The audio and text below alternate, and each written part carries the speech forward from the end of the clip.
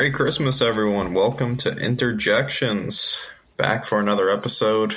I'm your host, Andrew. I've got Miko, Jay, and Irfan with me. Irfan, what's going on, man? Nothing. Just relaxing, chilling, enjoying the latest win, trying to forget about what happened earlier this week. But we're going to revisit all of that today. So looking forward to chatting. Miko, how's your Christmas Eve going? Yeah, it's going fine. Going to the Christmas dinner right after this recording, so gonna have a good night ahead. Jay, I know it's actually Christmas in Australia right now, so how's your celebration going? It's not Christmas yet. It's 11 o'clock, so 1 hour left till I can wake up and run over to the tree and unwrap those pressies and stuff like that. You know what I mean? No, I'm kidding. My parents never had a tree when I was a kid. Because they celebrated Hanukkah? Yeah, I think so. To my knowledge.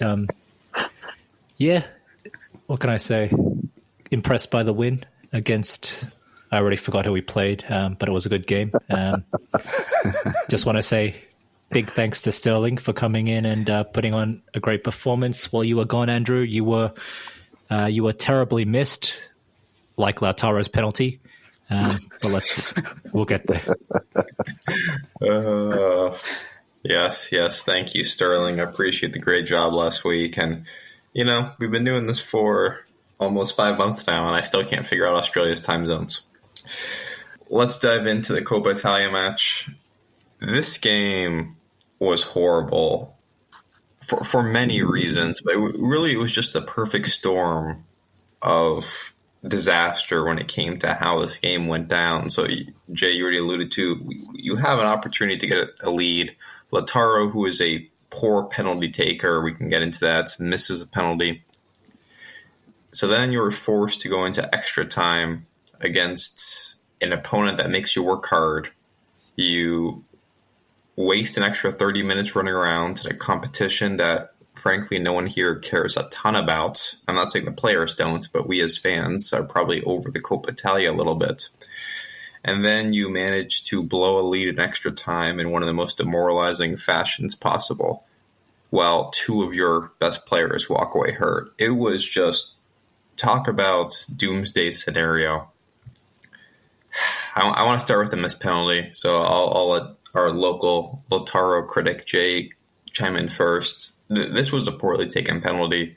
It wasn't hit very hard. It was easy for the goalkeeper to save because it wasn't put in the corner.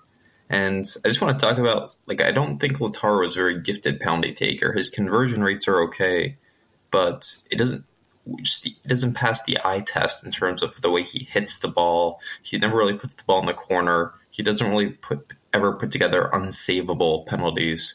So, Jay, what was your thoughts on the missed penalty? You pretty much said it all there. I've long been very nitpicky about set pieces. Maybe it's because I used to really love taking penalties and corner kicks and free kicks and stuff myself in my illustrious high school football career. I would always used to, due to the unfortunate fact that I started smoking when I was 15, I was pretty shit athletically, but I'd always used to really enjoy set pieces. So I'd stay back after training and just, take free kick after free kick and penalty after penalty just by myself. And obviously, that doesn't make me some high-level arbiter of set pieces or anything. But I guess even to someone as rudimentarily skilled as myself, as you said perfectly, it just doesn't pass the eye test. You know what I mean? He's not ever really putting the penalties in the corner. If you've got to pick a side, you got to at least... You got to hit it hard, you got to hit it low, or you got to hit it high. You can't just hit it at this, knee to waist height and, moderately to the side. You know what I mean? When you see Hakan, he either uses his body movement to kind of deceive the keeper with which way he's going to go. He does this thing He did it against Milan in the 5-1 derby where he kind of opened his body up and you think he's going to his right, but he strikes a ball with the inside of his foot and then obviously kind of hooks it to the left and completely deceives Maignan. Lautaro doesn't do anything to that level of sophistication. He just kind of puts his laces through it, but again, it's just not really good enough. And I hate to say it, but there's a reason why he's missed like a third of his penalties. And, when you look over a career of 5 years at Inter, it's a third is quite a lot, and some of them have been quite costly. Ironically, it was against Bologna at San Siro. Similar situation where we were 1-0 up. No, actually, we were 1-0 up at that time. Bologna had a man sent off. We could have gone 2-0 up with a Lautaro penalty. He missed, and then we had the most banter loss and slumped to a 2-1 home defeat against the 10-man Bologna, who were managed at the time by our former guy, Sinisa Mihailovic. This game kind of gave me shades back to, Lautaro of previous years, where it seemed like he's always scored, right? But he seemed like he was always scoring in spite of himself.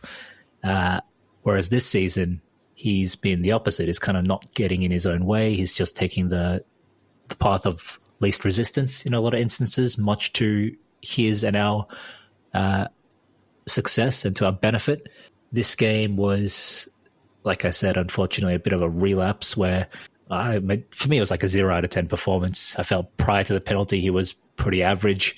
On top of that, he kind of single-handedly spurned what should have been a game-winning penalty. And then on top of that, he came off injured. So, yeah, a real night to forget for Lautaro. And knowing me as the hypochondriac of the club, any slight blip in Lautaro's form, if he goes 20 minutes without scoring a goal, I'm petrified that he's going to slump into another 6-month goal drought. You know what I mean? So who knows what it's going to be like when he returns from injury. But if nothing else, the early reports seem to indicate that the injury is not too severe. So that's one of the better pieces of news you can take from that game. As for the game itself, like you said, man, the fact that we were eliminated was honestly the least of my concerns. But I guess the cost of what we had to pay was a lot larger than we would have liked, having to play these guys for 120 minutes, especially guys like Damian, who is 34 years old, is playing week in, week out. There's no other fullbacks in the squad right now, so he has an option but to play. And, to make guys like that run for 120 minutes and to play Lautaro for 98 minutes and things like this is not ideal, I will end with a bit of an open question. Does this game throw more questions upon our backups, how reliable they are? I mean, was anyone kind of disappointed by the backups or more disappointed than they expected to be? Because the damning thing that I found was that Bologna rotated more than we did. We actually played 4 starters, if I'm not mistaken, and obviously we had the home ground advantage. Bologna played 2 starters. They played Ebischer and Bukema, the centre-back. And other than that, it was a fully rotated Bologna team as well. So, what are our backups like? Is a 7 backup and 4 starter team? Why is that team unable to beat like a 9 backup and 2 starter Bologna team at home? You know what I mean? Yeah, it's a good question. I think a lot of it stems from the midfield, which I thought was our weakest units in this Coppa match. I know your boy Klaassen was pretty disappointing. Asllani offers less going forward than Hakan. Hakan has the ability to score from long range. Definitely better passer, and I thought we just weren't creating many chances from the midfield as a result. You see why we rely on so much on Mkhitaryan when he stays on the bench and you replace him with Klaassen, who is a different type of player and also just a little less mobile than him, and I think that hinders us quite a bit. Miko, I want to get your thoughts on just the team's troubles with Bologna. This seems like we're developing a new horror show before our eyes in terms of, we blew the Scudetto to them a couple years ago. We lost to them twice now in the calendar. Or did we lose to them? I can't even remember if it was a loss or a tie. But we've dropped points to them twice already this year. Just what's going on? Why can't we beat Bologna? Yeah, I think we need to give credit to Thiago Motta. He's doing pretty amazing job there. They are fourth on the table at the moment, and it doesn't look like they are like slowing down at the moment. So I need to give credit to him, but on the same sentence, I have to say that we still kind of dominated that match, and even if we didn't score, I think we had quite a good stats in terms of like shots on goal and so on, and shots in general. I'm not gonna talk about the quality of those shots, but I wouldn't say that. To me, the match wasn't like terrible. Only the end result, the last 10 minutes was what like turned it around completely. Of course, Lautaro scoring that penalty would have changed the game, and we probably would have won it on regular time. We scored right after the extra time started, and then I thought, okay, this is it. But then I would say that it was pretty well in our control, but then these few lapses of focus simply was too much for us, and Jections was there in both goals. He was like immense, instrumental for them, and he like, to me it was Jections' brilliance which like turned the whole result around. I wouldn't call the match to be like terrible or Lautaro having 0 out of 10 performance. That's ridiculous to say. It wasn't like a best match because of our pretty heavy rotation. I'm not sure.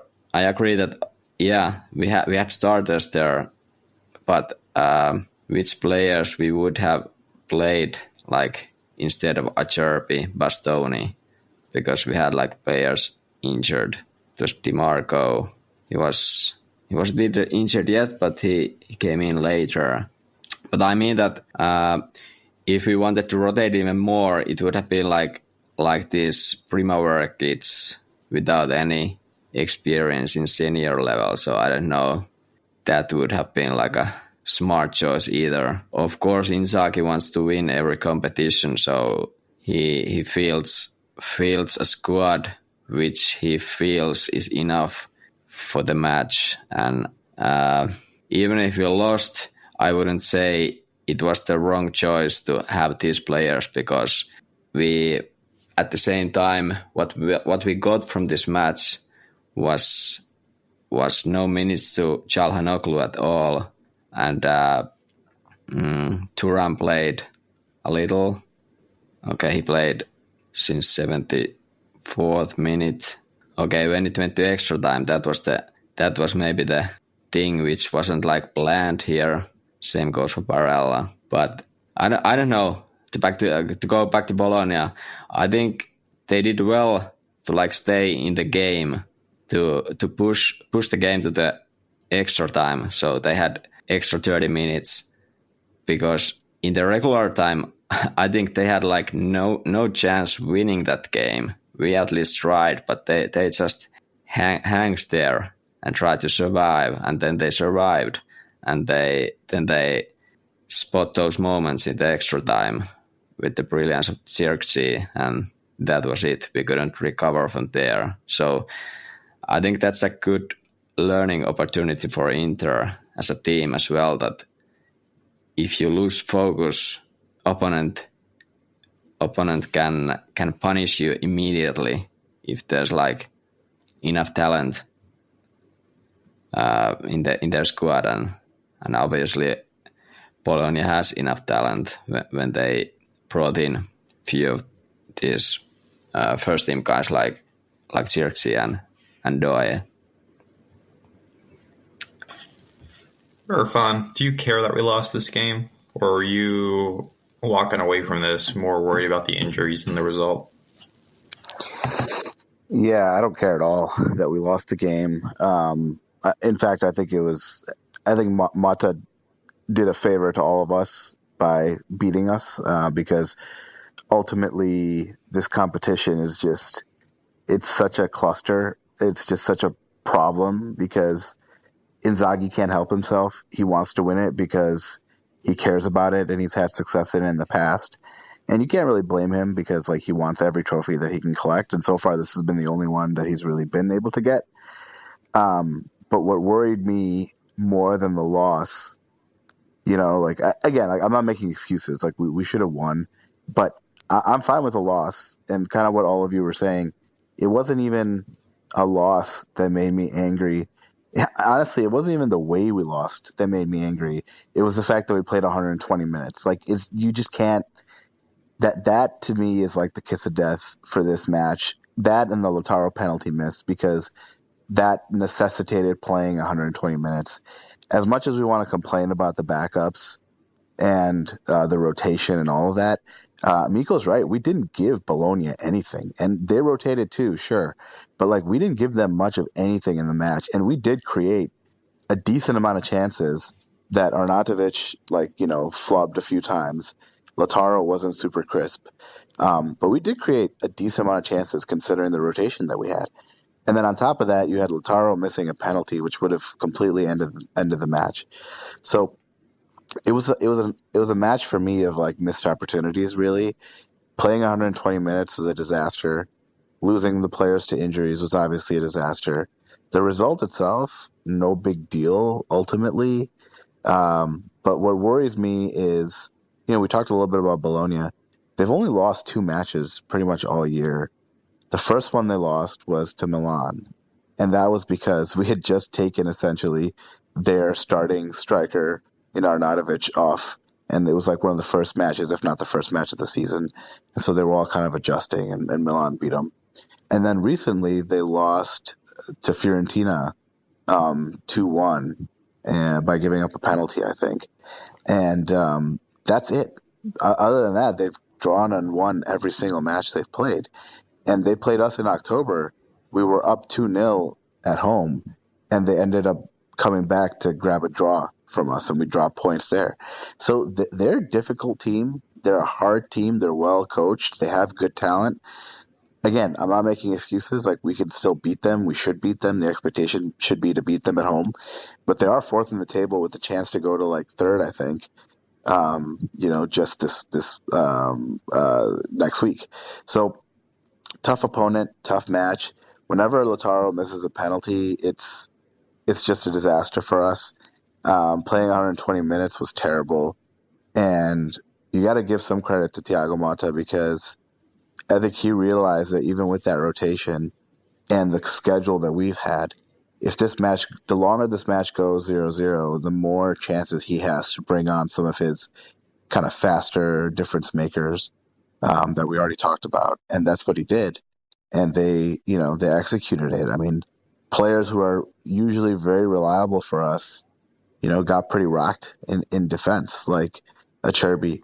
And so I talked a lot about last week how I think our defense is essentially world class, if not the best defense in all of Europe.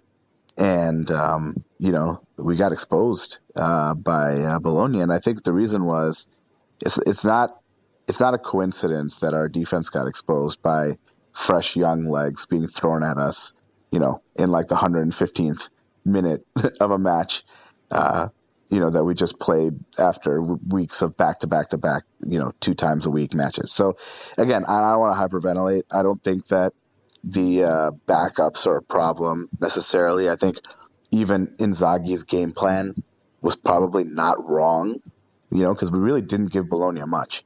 And we generated decent chances. We just couldn't finish. And even with all of that, we had a chance to win the match pretty thoroughly in regular time with the penalty. So it was just like a perfect mix of like horrible things that ended up with us losing. And ultimately, to your question, I'm fine with the loss, but the injuries do concern me. And Bologna, again, is a tough opponent. They're going to beat a lot of teams this year.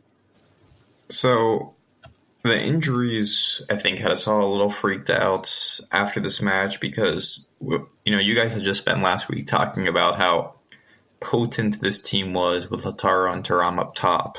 But if you took one of them away, we lost a lot. So when your best player goes down and you don't know what the severity of the injury is going to be at first, and then reports are DeMarco is going to miss time, I mean, it's super concerning, especially with Darmian already playing 120 minutes at right wing back for you. De Vrij still out. It was just lots of reasons for concern. And that's why I was so impressed with the way this team bounced back yesterday in the victory over Lecce, because this just seems like a game Inter loses my entire life, where you're in this great run of form, but you have a bit of a mini meltdown. You suffer some injuries. Now you have a game against relegation fodder, and somehow they bounce back and they play really well. And it was a great response. So, Jay, I'll let you start us off again. What were your thoughts on the victory over Lecce yesterday? Which, how worried were you going into the match, and how are you feeling post-match? I certainly wasn't terrified of a shock, in inverted commas, 1-0 loss or a 1-1 draw. Just to finish up on the Bologna match, and it ties into the Lecce match as well, I thought Carlos Augusto was dominant against Bologna. I thought his overall game and his industrious way of playing is really starting to gel with the rest of the team as well. And I thought he carried that on in this game in the Lecce match as well, with DeMarco out, of course. I mean, yeah, as you said, the Lecce match was honestly just a big relief that we kind of held our nerve. Obviously, the loss to Bologna was in a separate competition, so thankfully it seems like the players were able to kind of compartmentalize the loss and not let it derail our league form, which would have been, that would have been like the disaster come full circle, right? So yeah, I'm very happy and impressed that the guys managed to keep it relatively straightforward against Lecce, although there were times where, it looked like it might end up being just one of those nights, like you said, where we disappoint. I'm curious to hear who everyone's man of the match was, because I know everyone's likely going to say maybe Bisek or Barella, but I thought it was Mkhitaryan. I thought the guy was just everywhere. It was a game that kind of perfectly showcased why he's so important for us and why he's keeping someone as good as Fratesi out of the side. And I'm one of the guys that has supported the idea of Fratesi long before he was ever an Inter player or, even a figment of our imagination. I really like the player. I really rate him highly. And yet, even myself, I can't justify him starting over Mkhitaryan right now or anytime soon. As I always say, Mkhitaryan's just got this kind of silky smooth way of gliding between the lines, linking the midfield to the attack and to the left flank as well. Obviously, he plays on the left side of that midfield three, so he's close to DeMarco and Bastoni, and he's just the perfect point of connectivity and networking. Now I throwing all these fucking corporate buzzwords out there, but he really is just a really he's just such a perfect fit for that role. And we worry about him playing 90 minutes, but a game in, game out, and even still at the end of 90 minutes, he's still running faster than most players on the pitch, you know what I mean? And he's still attacking with endeavor and with purpose. Obviously, his goal scoring is could be improved, but bar that, he's just such a crucial element to how we play. And as you said earlier, we lose so much without him. And to that point, I thought Klaassen was actually fine against Bologna. I thought he played pretty well, to be honest, but just didn't have the same ability to link the various components of our team, be it the overlapping wide centre back, the wing back, the playmaker or the regista to himself, and then the forward, etc. Like Mkhitaryan is so good at that, and even though he didn't have an assist or anything or a goal contribution against Lecce, he was just everywhere. He was involved so much, and there were so many, like, I mean, what do you call them? Like kind of not even half chances, like quarter chances, I guess, or like, moments where he took the ball, strode forward and gave a nice attacking pass or linked the play, linked the phase of play, which gave us the potential to attack. Just these small kind of bridging plays, and he was just full of them throughout the entire game. So for me, kind of unlikely candidate, but I have to give my man of the match to Mkhitaryan. I'll finish by saying I'm super impressed by the chances that Bisek had.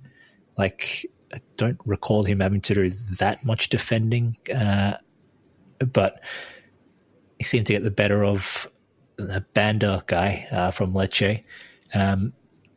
But man, that before he scored the goal, he had that kind of volley with his right foot that hit the crossbar, right? And both that chance and the header that he ultimately scored from, to me, they really showcased this inherent or innate kind of athleticism and technicality that I personally really love in players. God bless someone like D'Ambrosio, who's like a cult legend for the club, and like a fan favorite, but I couldn't stand D'Ambrosio, man. He was just like a track and field runner. He was just like a 400-meter runner. You know what I mean? If you can compare him to like an Olympic athlete, he was not a footballer in that sense. But someone like Bisek, you could just tell, like, it takes a certain amount of just control over your body and this inherent awareness of how to use your body and how to position yourself, how to connect with the ball, and a good sense of where the goal is to kind of to make those opportunities, right? It's not easy to hit the crossbar from a kind of twisting, jumping volley like that, where he kind of hooked the ball with his right foot, and it's not easy to score a goal like that facing away from goal, but the sense to know where the goal is, to kind of duck his head at the right time and make sure the ball glances off the correct part of his head into the back of the net. It's beautiful to see that kind of technicality and just awareness of one's own, I guess. I feel like I'm describing a gymnast or something, but just the ability to use your physical traits so well. I really appreciate that from Bisek. So big shout out to him as well. What do you guys want to do with Bisek now? Because he's playing well. I'm not saying he's playing like a great defender, but he is playing really well. And Pavard's back and going to take his starting job. And you've got a few options. You can either relegate Bisek to kind of this Fratesi bench role where you play him periodically, maybe midweek fixtures. You could try reshuffling the defense a little bit and giving, Bisek a shot on the left to spell Bastoni or something like that. Or in the most extreme of scenarios, we could sit here and talk about loaning him somewhere in January to get him more playing time, which I think was an idea people had 2 or 3 weeks ago, but it's definitely not happening now. What would you guys do? I vote we sell him to Everton for $20 million, and and Morata can celebrate the 13 million plus Valenza as a deal, as a successful deal. No, and then pour 10 million of it into a 35-year-old striker. Yeah, exactly. I want to talk about that at some point, but I think you hit the nail on the head. If I may interject with a second point, I feel like, we've got essentially one option on the left, Bastoni. He doesn't have a designated backup. He's got kind of two makeshift backups in Acerbi and Carlos Augusto, whereas in the middle of the pitch we have two very usable options, De Vrij and Acerbi. And then on the right, likewise, we've got Pavard and now Bisek. The only option, as far as I'm concerned, is you can't derail him now. He's been launched, so you have to support that launch. You have to basically integrate him into the other positions as well, or integrate Pavard or the availability of Pavard and Bissek into the other roles. I'm not against at some point seeing something like, a Bastoni, Bissek, Pavard defense. You know what I mean? I know that Inzaghi is quite set in his ways, and I think it was Marotta who made a comment about that at Christmas dinner or something a while ago, but saying that Inzaghi is, surprisingly very rigid in his ways regarding some things. So I think, the way he views the players and the positions they play in is one of those things, unfortunately. Case in point, Asllani not being ever considered as like a CM option. But I hope that Inzaghi tries playing, Bissek and Pavard in the centre positions as well.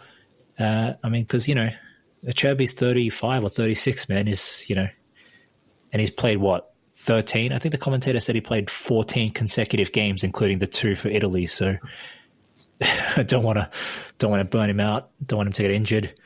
Bissek, I think, maybe he's a bit raw to play in that central distributing role, but I think he has the kind of root skills for it if they can be developed. As you guys mentioned previously, he played on the left as well in his former team, or I think it was Germany under 20s or something. So he can play in Bastoni's position as well. So obviously it opens up more game time for him to be a viable option at the center of defense as well as the left. So any situation that opens up that door for him to play more often is something I'm going to support. So option 2 for me. Miko, I want to get your thoughts on Bissek, but once you start, I'm also just curious to hear your thoughts on Arnautovic, who can't seem to score a goal. The commentator from the stream I was watching, made a comment yesterday to the effect of, it seems like Inter players were trying to get him the ball, trying to get him to score, and he just can't get the job done right now. But thankfully, he was able to provide in a different way yesterday with one of the best assists you'll see. So just with Lautaro out, we're going to probably need at least one more start from Arnautovic, I think is the general consensus. So what do you think about the way he's playing? Or how concerned are you about the fact he can't score? And what do you think this attack looks like going forward? Yeah, but Bissek, I think Jay analyzed it pretty well already. But I'm just going to say that I see him rotating with Pavard from now on, and Darmian will be mostly on the right flank. I think Bissek he has surprised me a lot. He has a lot of personality and that kind of how do you say? He has a lot of courage to play in that position like that, because he isn't afraid of going forward and doing something with the ball. If he can find a passing lane, he tries to dribble through the players. And one could say, okay, that's a bit risky in that role, but in a sense, I like it because it shows that he really has this personality and character to do this type of things, because at Inter you really need that. You need that kind of players who has this right kind of mentality, not to be afraid of anything. So I like Bissek a lot, and I think he will get more playing time, even if the injured players are coming back bit by bit. I feel like Inzaghi will find time for him. Although now that we are out of Coppa Italia, and if hopefully not, but if we are sent out of Champions League, then it might be a different matter, and there's only one match per week, but there's always injuries, so I think that the Bissek will get playing time. I don't see him going anywhere. Yeah. I'm going to interject and ask you another question then. If you see Bissek and Pavard rotating with each other at right center back, that would make Darmian a kind of permanent right wing back where you're rotating him with Dumfries. So my follow-up question for you is, why do we need to sign a right wing back this January if that's the scenario we have playing out in front of us? Yeah, I think Inzaghi doesn't see it that way. I think Darmian will also play there in the right side on the defense, but I think signing this right flank player is just because at the moment we have only Darmian. We have Dumfries there, but he's injured still, or he's not ready, and we have games going on every week, and Darmian has played a lot. So I think Inzaghi has made like a demand that he really needs that right flank player, because Bisek is a young guy and hopefully he gets minutes, but he hasn't played at this level that much, like few games actually only. So even if I hope he gets more minutes, Inzaghi probably sees the situation that, okay, Bisek won't play. If everyone is like healthy, Bisek won't play a lot in that case, because it's a long season still. It's the same situation as when we signed Gosens, when we had Perisic and DiMarco on the left flank. At that time, Perisic was a starter, and it's also a view to the future because Dumfries is asking for an obscene amount of money to renew, despite the fact, he's not delivering on the pitch to the value he's asking. So this Buchanan guy is a backup and simultaneously a replacement as well for Dumfries in a way. So I think that's why we're kind of keen on signing him in January. To answer your question, but yeah, I mean, look, as far as I'm concerned, that money needs to be spent on a striker, but I guess that's another discussion. Eh? Yeah, that's a good point. Gosens analogy and like preparing for the future. Yeah. As for Arnautovic, well, I don't know if everyone doesn't already know that I like him. I liked him as a signing as opposed to most of Inter fans. So, and I saw his performance pretty positive yesterday against Lecce. He didn't score. He was visibly frustrated because of that. And indeed, it looked like some of the players tried to like set him up to score. Like I remember this one attack when Mkhitaryan tried to sneak the ball to Arnautovic while he should have maybe take a shot by himself, and things like this happened. The positive sign was that he was involved in our game, in our attacks. He made some plays, and like he was around. He got the scoring chances. Couldn't score, but it will ultimately, the goal will come, and well, he scored against Benfica already, but maybe the Serie A is the number one competition here. So, and the games matter more than the Benfica match. So maybe that's why he seeks that goal so eagerly. I don't see big issues with Arnautovic, but I think if we would have to continue with Thuram and Arnautovic starting like weeks or like month or two, then it would become a problem, because he's obviously not Lautaro. He's not as like, well, he's slower and doesn't have the same kind of movement and so on.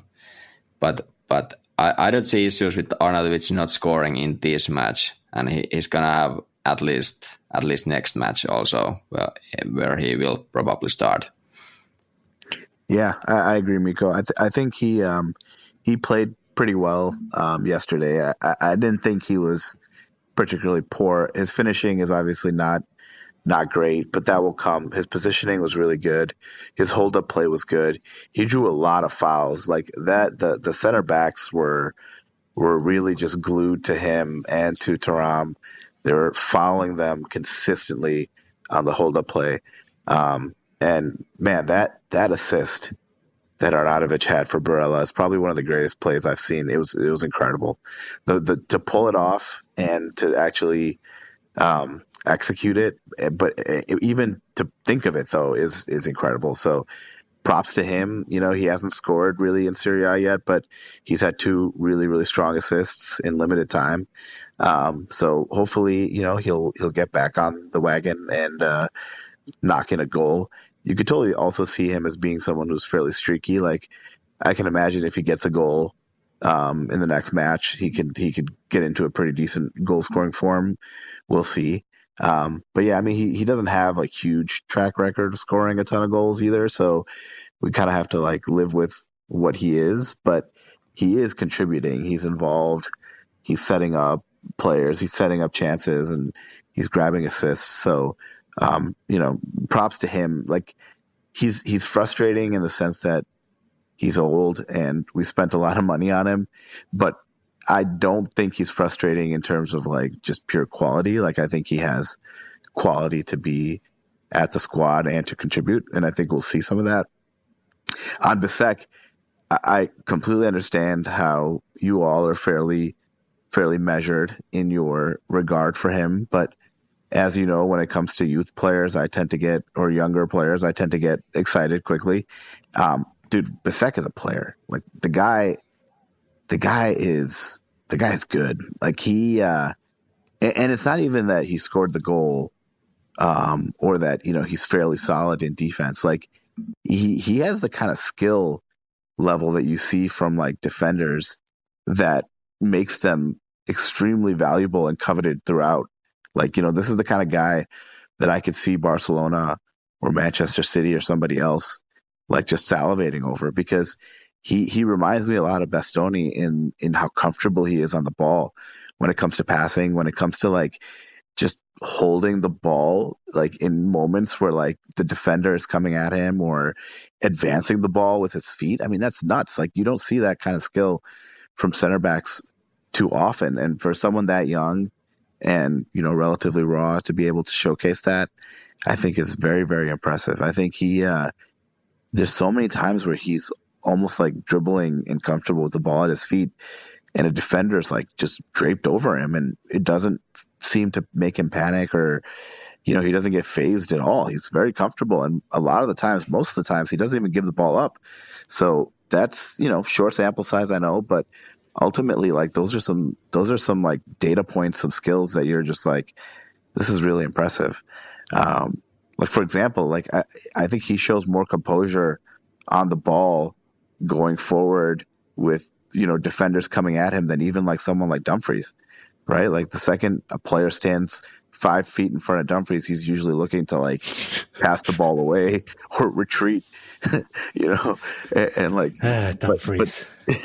but like you don't see that with Bisek.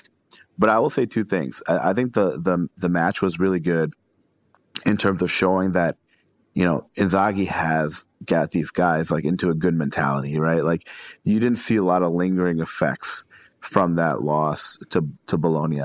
And then the other thing, though, I will say is I'm very worried about Acerbi and about Darmian. I mean, we're kind of giving them the Dzeko treatment at this point, where we're just kind of riding them into the ground. Like they're both performing still fairly well, but we have to be able to like kind of save Inzaghi from himself in that way. And the sooner De Vrij comes back, I think the better, because like we discussed a little bit, I don't think that Bisek or Pavard or Bastoni are likely to play in the center. I think Inzaghi has a view, and he's probably not wrong, that the center of that defense is the player that really kind of organizes and quarterbacks the defense.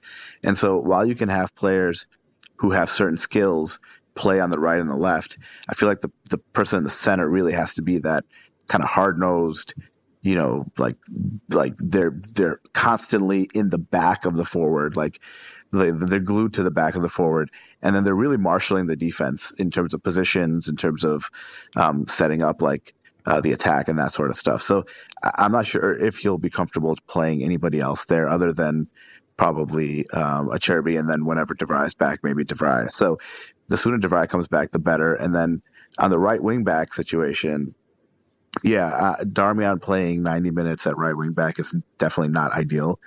And it just sucks that Pavard, I know, doesn't want to play in that position, which is part of the reason I think he wanted to leave Bayern in the first place, because he wants to play more center back than wing back.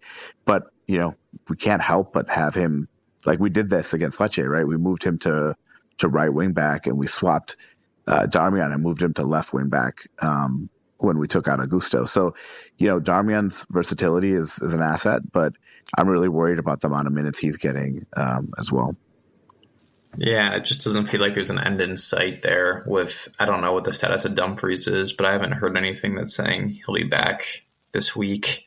So we're just going to have to continue to ride Darmian. Obviously, Cuadrado's out since he had surgery on his Achilles, and now the question becomes how long until we can sign this Buchanan guy, or do we go a different direction? I don't know. I just, knowing how we negotiate, I feel like we're going to be starting Darmian at right wing back every match in January while we negotiate with Club Brugge over like 1 to 2 million euros before signing Buchanan, last week of the transfer window. For somehow paying more than what was initially, rumored. Look, I'm a romantic man. Okay, I love when a sentence starts off with a lie. I'm a man that appreciates romance and a good story. I love the fact that, when Arnautovic came to Inter, he was essentially some delinquent shithead who never lived up to his potential. And then, he's now returned a man, and he's here to win. I love the storyline, and I really want to see him succeed. At the same time, I can't ignore reality, and Arnautovic would have been a great transfer if he was free. You know what I mean? In terms of the skill set, the profile, I kind of like it. But every time I think about Arnautovic, I can't help but think about, firstly, the 10 million transfer fee, of course, but also what is inexorably linked to Arnautovic is also fucking Sanchez, and because we have to consider them a duo to an extent, right? And it gets me so badly. I mean, why can we not just find a run-of-the-mill, decent, just functional forward, or better yet, a kind of youngish, fast, sharp kind of forward? These guys, they don't ever put up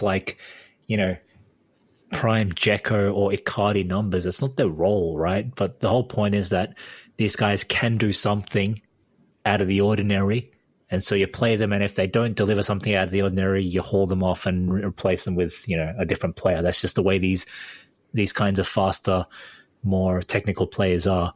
But I'm just looking through some of the names in Seriea, and I mean, someone like Lookman, right?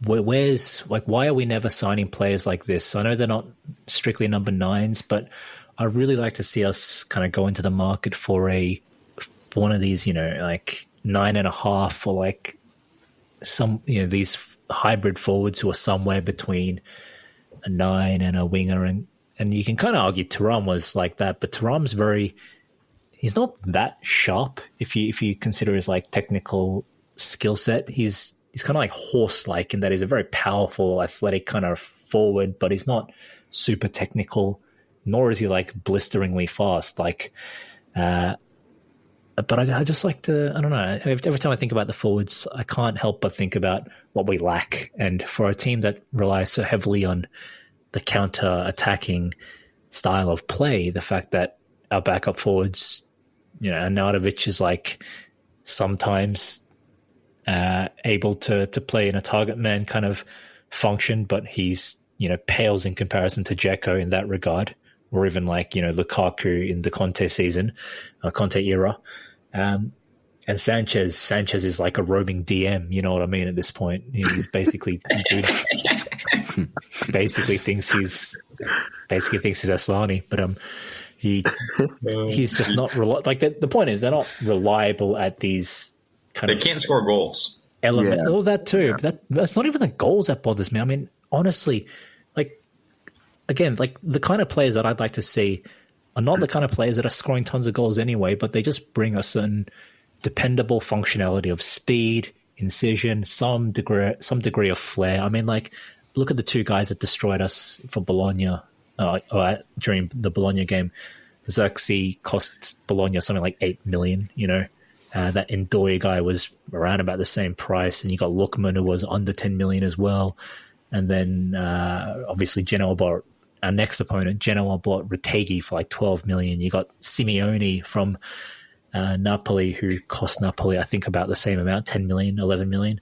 And then you got even these guys like Vlasic and Brecalo from Torino. Like, these are all young-ish, like early to mid-20s. They're even faster than anyone we have. Raspadori is a bit more expensive, but to the same point, he's technically he's got a great shot. You know what I mean? They're fast, technical players, and we're always going for these.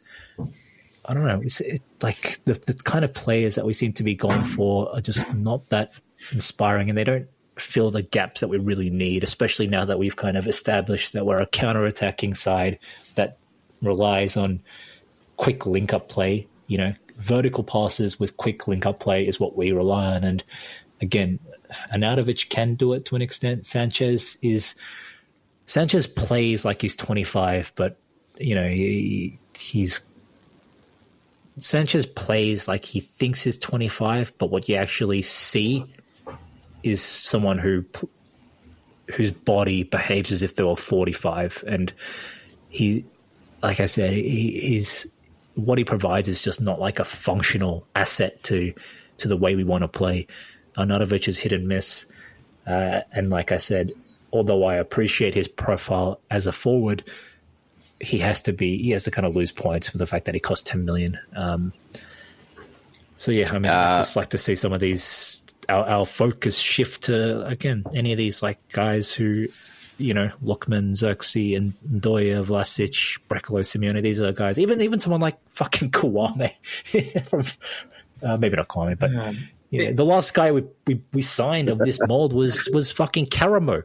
Was Jan Karamo. That's the last time we signed a player of this mold, and I think it was technically Joaquim Correa. Oh God! Oh God! Correa is the perfect example of like a non-functional asset. Correa has he has one move, and it's to try and dribble past 6 people and score, and he has like a 1 in 10,000 chance of doing that. And the rest, and the other 9,999 times he's going to fuck up. But that one time he does it is pretty nice. But that's all he does. And it sounds like you want the Mkhitaryan role of the Mkhitaryan style forward, like someone who's like silky smooth and It's not, we did blow a 1-0 lead when we tried playing Mkhitaryan as striker on Wednesday. So maybe let's not do that. But it's not even the smoothness. It's just about someone who offers the functionality of, firstly, their body is not, rotting rotting like the fucking the mummy of Tutankhamun right in front of us. You know what I mean? He's someone who's young enough to stay fit and is reliable, and someone who offers just something as mundane, something as simple as pace off the bench. Like, it's such a low hanging fruit, again, to use these corporate buzzwords. It's so easy to just, be a fast shithead and just run past some typical 37-year-old Serie defender, you know what I mean? After 70 minutes when they're tired. It's so easy to do, and it's so impactful, and yet we seem to refuse to go down that path.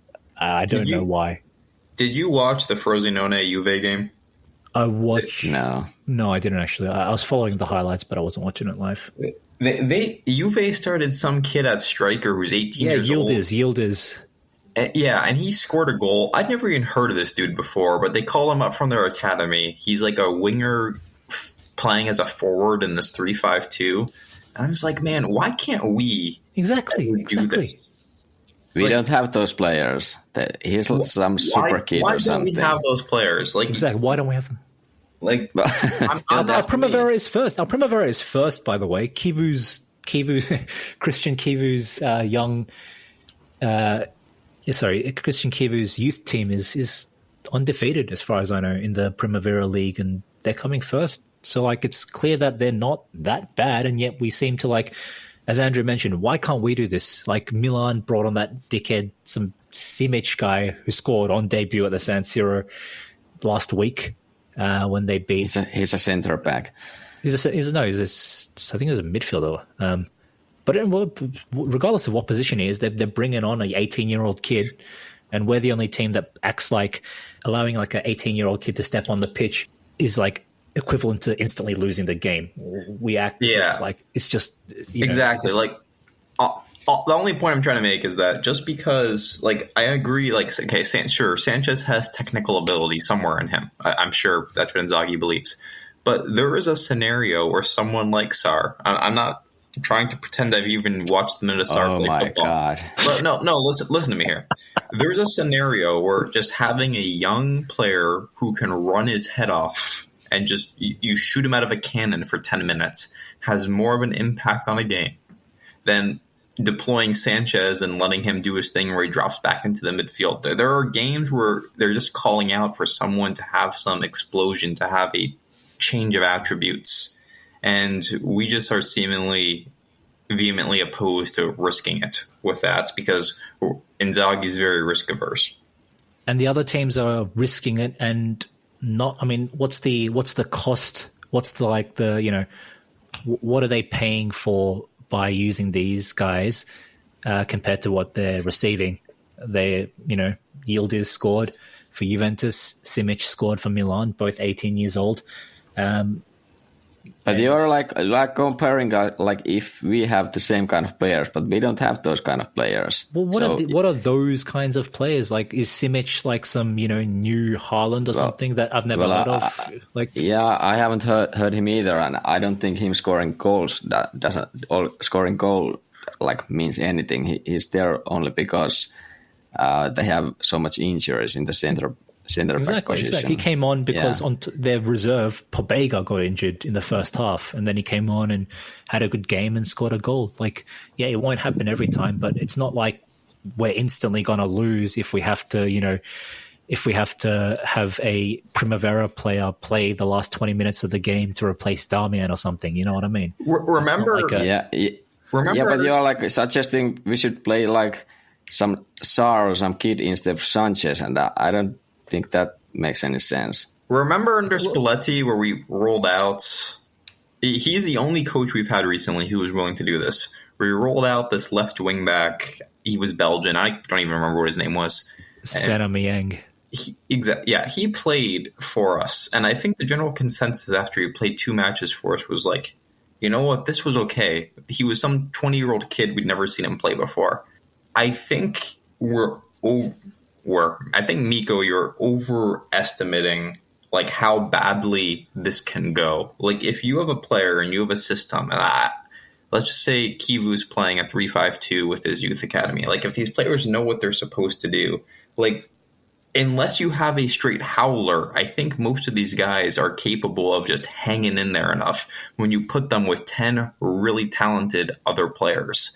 Like you are cushioning these players, right? Like they're being put in a position to succeed when they're surrounded by so much talent. As long as they know, complete basic passes, as long as they know what they're supposed to do with the ball when they receive it, like there's a chance for these players to succeed. I just think for the past 10 years, we haven't been willing to let those players at least try. Either that, or to your point, Nico, we just don't. For the past 15 years, we've generated no talent. The only argument, in my opinion, is the fact that Juve have a B team that plays in Serie C, and that you can kind of give these young guys, a bridging kind of experience between Primavera and first team football, right? But I don't even think these Yildiz guys were playing in Juve B and Serie C anyway, so like it's a bit of a moot point. But yeah, I mean, look, we've got young players who were in our Primavera previously, currently in Serie. There's that Oristanio kid. There's a couple others I can't remember the names of, but Di Gregorio. Di Gregorio, there's Pinamonti, obviously. So it's not like, again, it's not like having them fill in here and there is tantamount to just losing the game the second they come on the pitch. And I mean, look, we're kind of conflating our arguments here. Like, this kind of started off as a rant about strikers and then, melded into youth players and whatnot. But I think if we kind of take a step back and dissect or kind of categorize the points, I think they're all pretty valid. I mean, again, Juventus are 4 points behind the champions elect, or like the favorites for the title. And they're quite frequently playing these youth guys. Nicolucci, or they would have played Fagioli if he wasn't in prison. Yeah, formerly Fagioli. Yeah, Miretti and whatever, and Illing Jr. and stuff like this. And you can save money by using these guys. Obviously, you can generate money by using these guys and then flogging them off for Plus Valenza as well. And it saves us having to go out and, give Candreva a 6-month, 3 million contract, you know what I mean, in January, or signing fucking Nandez from Cagliari, Guys, this is a little hard to take, though, from the same people who tend to criticize the youngest player that we have on our squad who does see regular minutes. You don't fail any opportunity to criticize the shit out of him. And then you're asking for like these 18, 19-year-old players from the youth team to come in and play. Why? So they can get crucified whenever they misplace a pass or something like that. I mean, the kind of response that Asllani gets from the fans, who's, by the way, 21, and gets to like rotate and play into the midfield, the kind of response he generates. I mean, if I was Inzaghi or if I was Inter, like, why would I risk an 18, 19-year-old just getting completely just completely killed for playing? Like, it's just one of those things where it goes hand in hand. Like, it's not just the fact that we don't have these like super all-star type, youth players, but it's also the fact that we don't have the kind of culture among the club, among the ownership, among the fans that's very patient with young talent. Like, we're just not, we demand perfection almost immediately. And on top of that, we demand results more than anything. So from a manager's perspective, right, if you're Inzaghi, like, if you have Sarr on the bench and he might be a spark, like, he's young, he's ambitious, he's fast, he wants to get out there and play. In what world are you going to put him in over if you've got Sanchez or Arnautovic, who are, proven, experienced Serie A players? You're not going to do that. I mean, if fate forces your hand because you don't have any other option, fine, you'll do that. But I just don't see a situation where any manager who's obsessed with getting a particular result is going to like play that player. And do I think it's wrong? Do I think we should give more leeway to some of these youth players even in key situations? Yes, I do.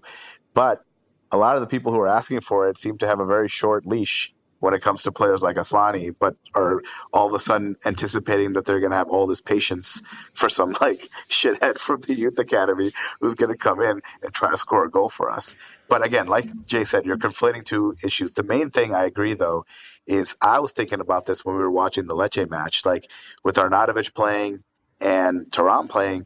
I was like, okay, well, if we can't score a goal, what do we do off the bench to try to like generate some kind of offense? And the fact that the only player I could think of bringing on was like Sanchez was like terrifying. Like, how is this not a gap that is just so foreseeable and so immediate that ownership and management and everyone isn't out there trying to find some kind of a spark plug forward type signing that can also, kind of change things up, maybe play behind the strikers if they need to, but like do something to generate some kind of offense, to generate some kind of speed, to just disrupt the kind of rigid tactical attacking that we can sometimes fall into when, we're tired.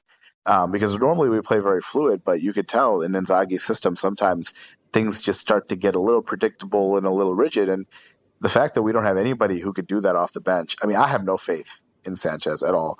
And the fact that if Thuram or Lautaro are injured or resting, we don't have anybody off the bench that can come in and provide that extra bit of spark is definitely worrying.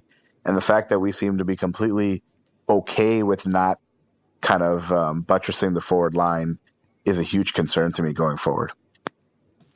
All right. I want to give. Sorry. I want to give the floor to Irfan because it's. I know there's a yearning fire in him to address a particular topic, but I just want to respond to what he said about my rampant corrupt hypocrisy in grandstanding for youths like Sarr while simultaneously shitting on Asllani. Look,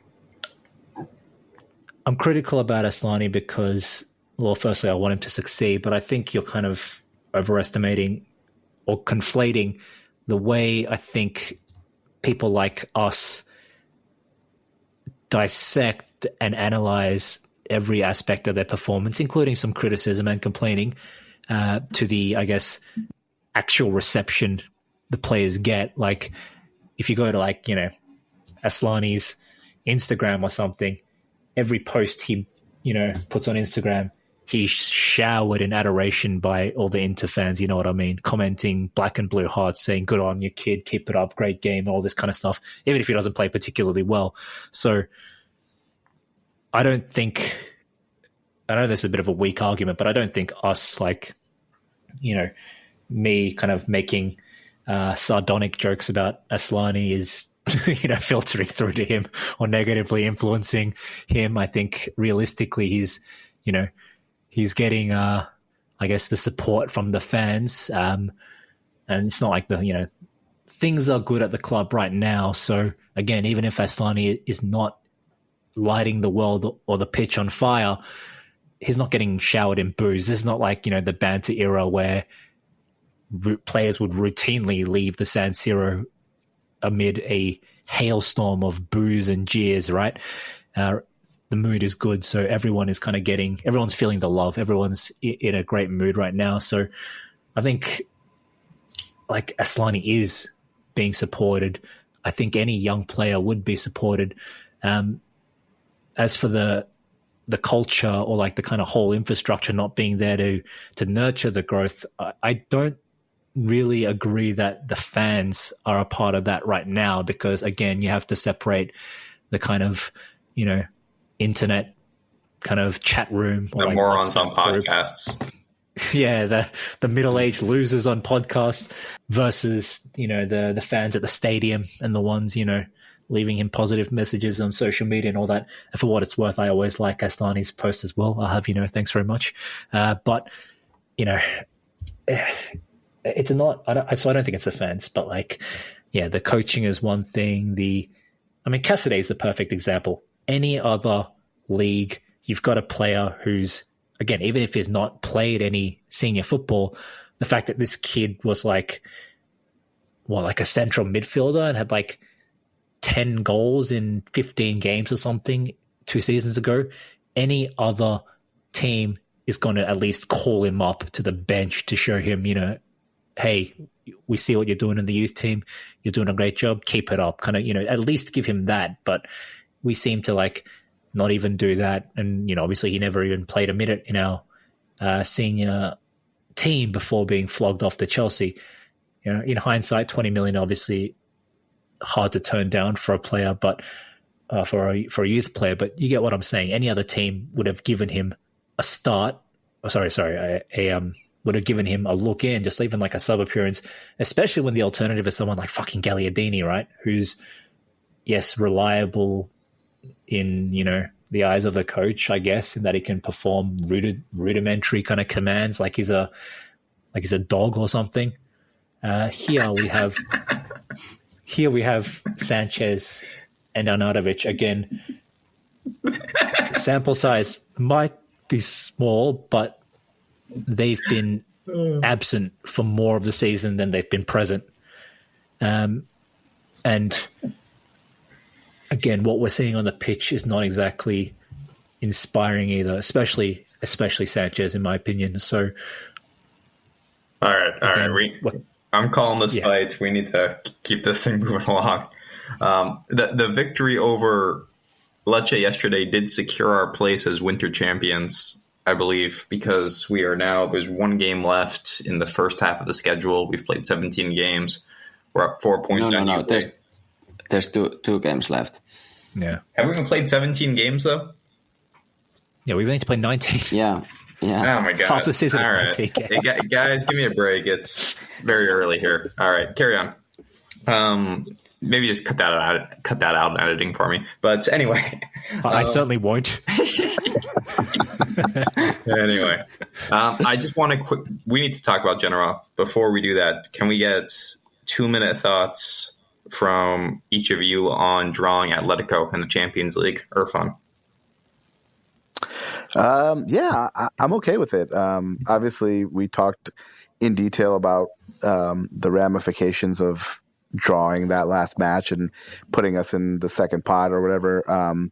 But ultimately, Atletico, I don't think is a bad matchup for us.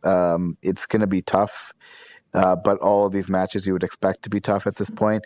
It's definitely better than some of the other opponents we could have gotten, and not as good as probably, the best kind of situation we could have been in. But ultimately, I think I'll take my chances with Atletico. It'd be a good match over 2 legs, and it'll be excited to see if Morata can make us pay for choosing Arnautovic and Sanchez over him. Miko, Atletico thoughts?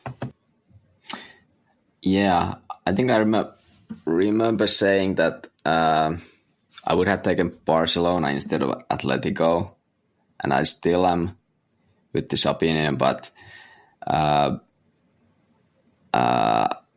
would say it was the most important thing to avoid Bayern, City, and Real Madrid, that terrifying trio.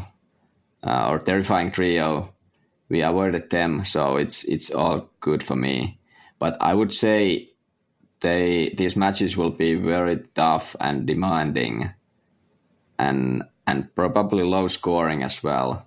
But because both teams are quite the same in sense of they want to rather sit back and counter rather than keep a possession a lot, especially in a match like this.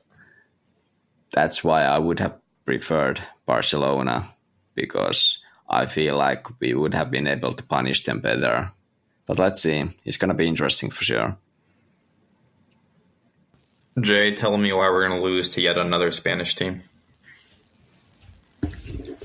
I think Atletico kind of play like Juventus, which is to say they play like shit, and they have a few talented players like Griezmann. Look, on one hand, I kind of very, very softly kind of prefer or root for Atletico due to the, interconnection that Simeone has. At the same time, man, I remember watching his Atletico team fairly regularly last couple of years and just being bored out of my fucking mind and just borderline disgusted at how poor some of their attacking has been. And there was a time where they had the likes of Lamar, Griezmann, João Felix, Morata, Llorente, Correa. Who was that other player that went to Wolves? Cunha. All these guys in attack, and they couldn't string 2 passes together, and they were playing 10 men behind the ball for 85 minutes, and I was like, fuck you to hell. This is disgraceful. And so since then, my kind of mood has soured on Limeone, so I'm looking forward to the battle between Limone and Limeone. And I feel like it'll be one of those games where we play against Juventus. I feel like they're going to just sit deep and, try to score through kind of similar to us, actually. Move the ball forward quickly, and then a few phases of play of individual kind of skill and finesse with the likes of Griezmann and whatever the overlapping fullback's name is, and Morata, and I feel like that's how they try to hit us again, which is pretty similar to, or no different to Juve playing the ball out to Chiesa, and then Chiesa linking up with Vlahovic, etc., or us playing, through Thuram and Lautaro. So, yeah, for whatever reason, Inter versus Atletico Madrid, it just gives me massive Inter versus Juventus vibes, and I like to think that we have reached a stage in our evolution where we can overcome these horrendous teams. So it was definitely better, or definitely could have been worse, the draw. I think Atletico's probably the second best outcome we could have got after Dortmund. So I guess we can't really complain too much. And I am pretty optimistic of a win. I'm going to say it's like 55-45 or 60-40 in favor of us. Wow, that's surprising optimism. I'm actually pretty pessimistic about this draw, but I will save that preview for once we get into February in these fixtures. Let's talk about Genoa. We play them on Friday. This feels a little strange, honestly, because normally there's no league games from like Christmas Eve until a little bit after New Year's. But this year, maybe due to scheduling conflicts, they're actually having us play some matches in the week between. So we get a tricky road fixture.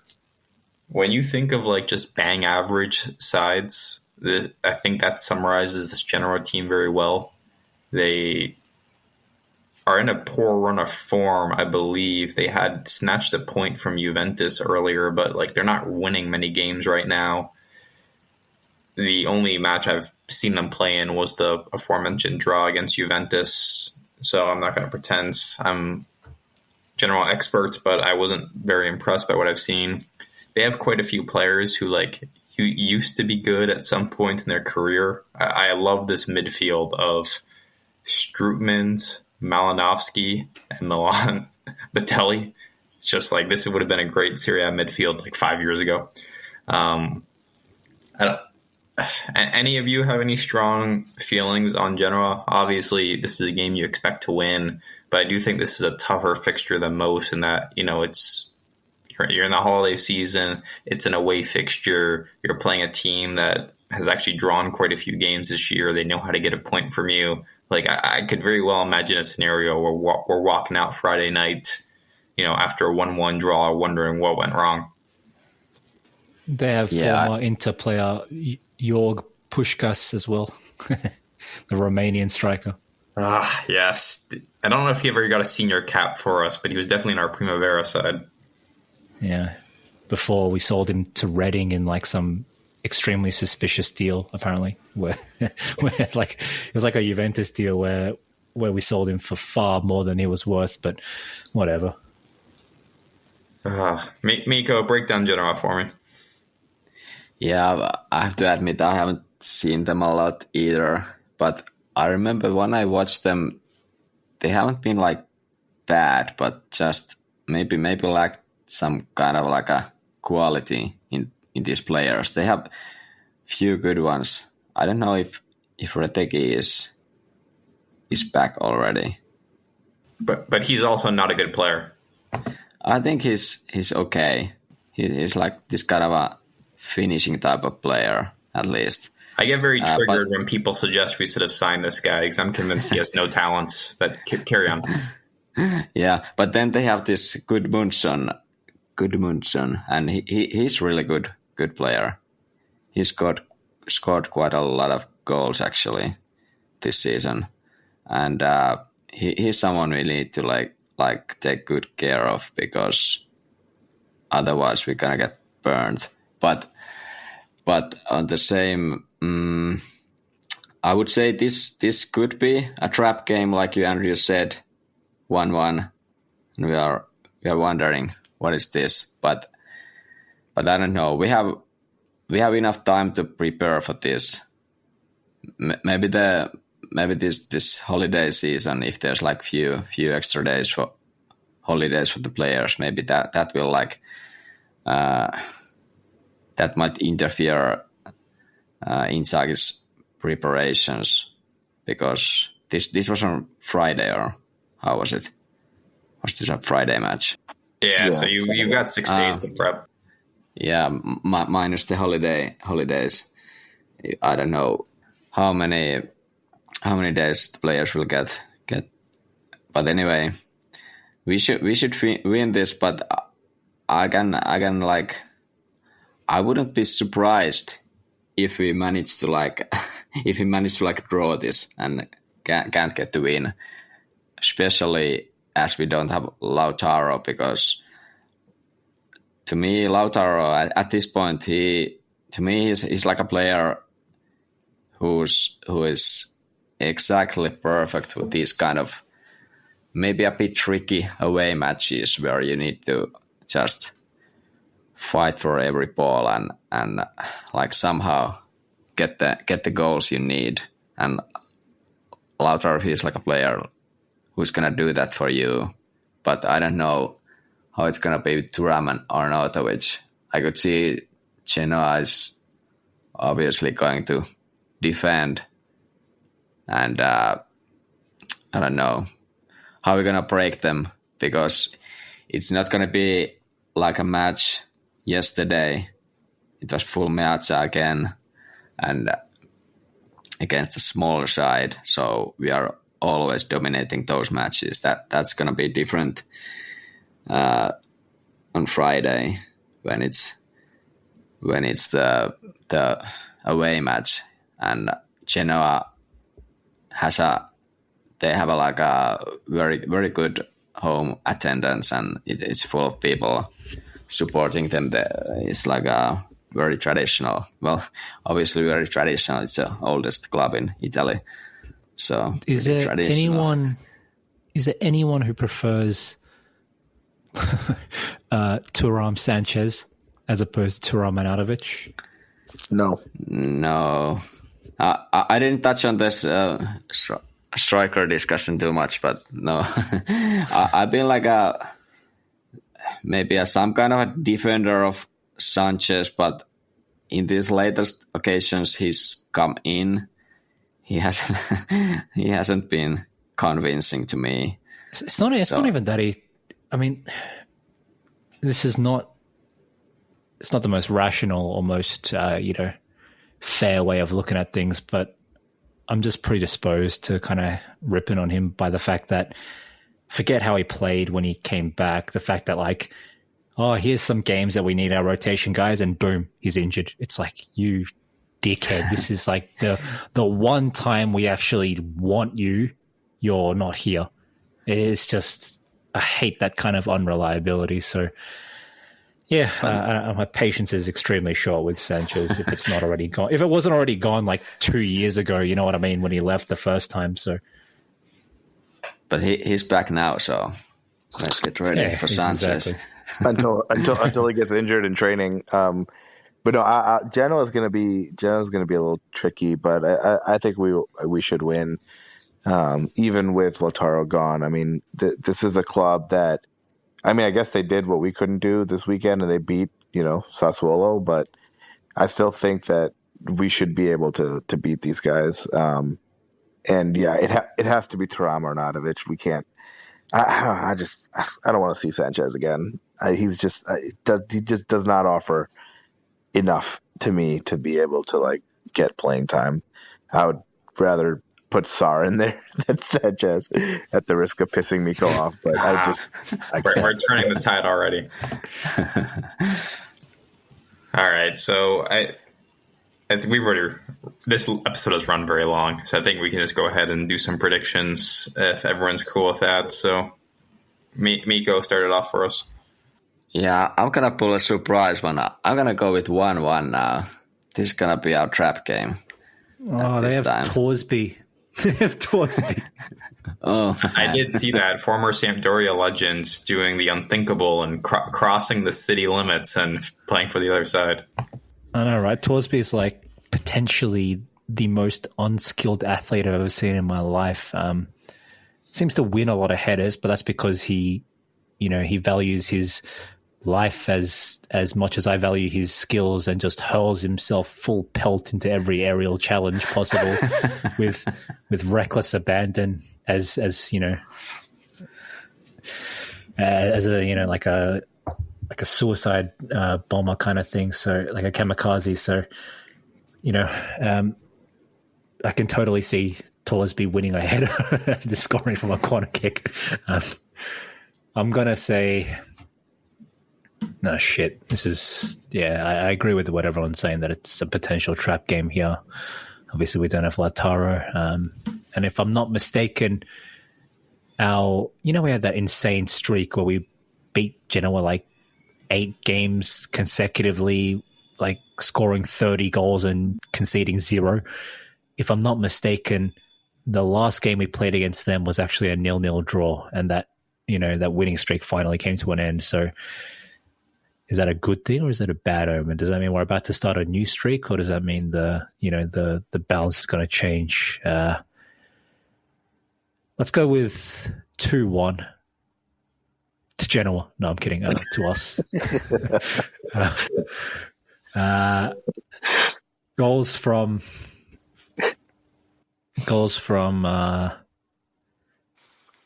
Sanchez and Eslan. Well, now it's just a serious prediction. What a fucking troll. I made it. Guys, I made it. Wait, sorry. Tallest speed to score for Genoa. Or Puskas. And then Sanchez and Eslan score for us.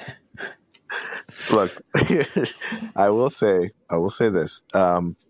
It will be a difficult match, but I think we'll win. I'm going with a 1-0 victory. I'm gonna go with Hakan. Hakan will score. You know what? No, actually, Challenol a penalty. Yeah. I was thinking that, but you know what? I'm gonna give props to your guy, because I feel like if there's any player that I'm too harsh on, it's him. So I'm gonna go with a Mkhitaryan goal to save us some blushes. We win 1-0. Against Genoa, which is hard, because without Gagliardini, it's hard for anyone to score against Genoa. But we'll figure it out. Yeah, we are ill equipped for this trip to the Italian coast without our teachable dog Gagliardini. Yeah, Ligurian serial killer Gagliardini. It. I'm going 6-0 with a Sar brace. Now, I'm thinking 1-0 will prevail on this one. I'm even going to give a goal to Arnautovic and think he gets off this snide he's on. We're playing so well in the league. Every time I think this is a letdown spot, we just continue to defy my expectations and take the 3 points. So I really have no reason to pick against us here. I know Lautaro's out. That's going to be a tough thing to overcome, but hopefully Thuram is enough to overcome it. I don't want to see Sanchez on the pitch in this game. I'm sure I'll be forced to, but hopefully we at least start Thuram and Arnautovic together. Agreed. All right. We'll wrap this up. Thanks for listening, everyone. We'll be back next week with a recap of the Genoa match. We're going to do a year in review for 2023. And then, of course, we'll look ahead to the fixtures in the new year. So, Merry Christmas, everyone, and we'll catch you all later. Yep. Goodbye. Merry Christmas. Yeah. See ya. Merry Christmas. Happy